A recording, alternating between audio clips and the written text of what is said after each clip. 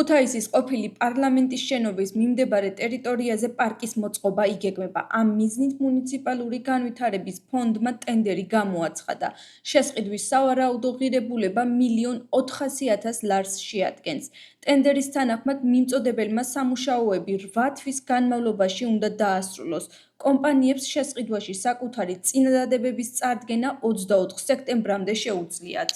ასევე ყოფილი პარლამენტის შენობის შიდა რემონტზეც ინოვაციების და ტექნოლოგიების სააგენტომ 9 მილიონი ლარის ღირებულების ტენდერი გამოაცხადა. სამუშაოები შენობის პირველ და მეორე სართულზე შესრულდება. აღნიშნულ ტენდერში წინადადების მიღება 13 აგვისტოს დაიწყო და 18 აგვისტოს დასრულდა.